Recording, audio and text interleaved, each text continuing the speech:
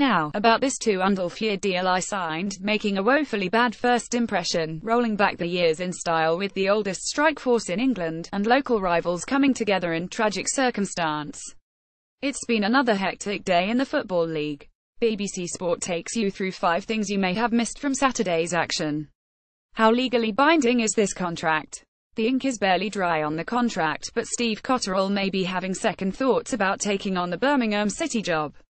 Cotterill, who was appointed on Friday, watched from the stands with members of the club's board as Blues with Lee Carsley in caretaker charge for the final time were battered 6-1 by Hull City.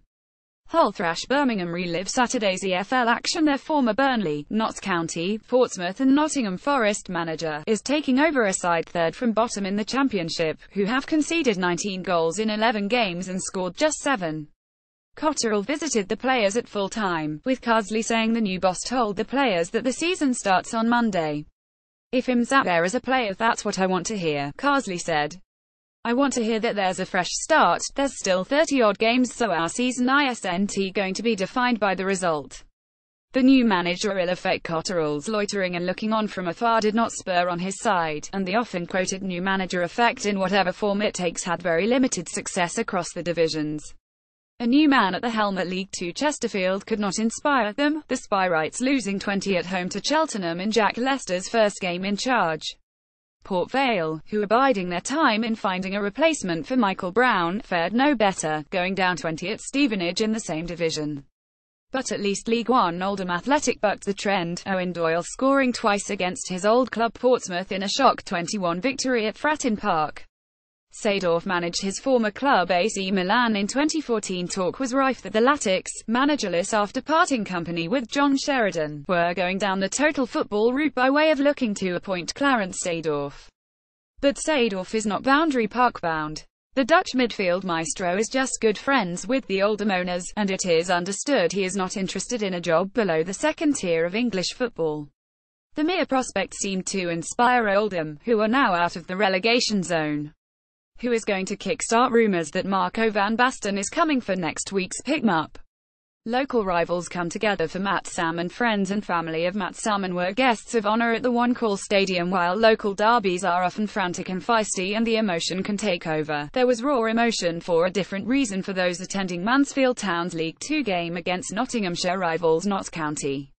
Mansfield physiotherapist Matt Salmon died in May at the age of just 25 following a long battle with lung cancer, so the clubs played for a trophy named in his honour. Fans from both teams stood to applaud too in the 25th minute of the match, and Salmon's friends and family were special guests of chairman John Radford. Salmon started his career at Notts and spent 3.5 years working for the Stags, who won the game 31 against their top-of-the-table neighbours. Matt Salmon was described as an inspiration by Mansfield youth directors Mark Hawkins and Steve Hymas. Bolton's worst start since 1902. What is that about a good beginning being key to a good season? It sets the tone, builds confidence, and the positivity can take over. So making their poorest start to a season in 115 years does not bode well for Bolton Wanderers.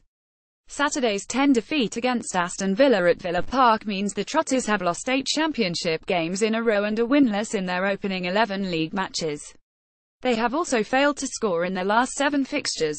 The Trotters are bottom of the table, already 7 points from safety, and they have not won away from home in 31 games in the second tier, taking into account the last championship season in 201,415. Phil Parkinson has not had a great deal to smile about lately following a run of 8 consecutive league defeats. Stillingly, manager Phil Parkinson praised the effort his players are making and said they can do little more than they are already doing. "We are working our socks off," Parkinson said. "There is great honesty among the players. They are hurting, but all we can do is play to the best of our ability. Age before beauty, and the Beast Wycombe's forward line definitely falls into the collective grouping of veteran status. And that is being kind. But you cannot argue with experience." And although Adebayo Akinfenwa, Nathan Tyson and Craig McHale-Smith have 103 years between them, they also now have 10 goals from a fine start to the club's League Two campaign. Adebayo Akinfenwa has scored 184 goals during his career. Akinfenwa, everyone's favourite Burley striker, was in full beast mode again, grabbing his 6th goal of the season in the 31 win over Barnet.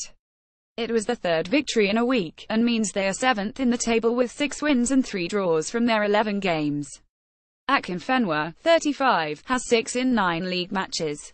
Tyson, 35, has 2 in 4 starts, and Scotland international Mikael Smith, the baby of the bunch at 33, has 2 in 7 starts. But there might be some careful squad rotation as the season goes on.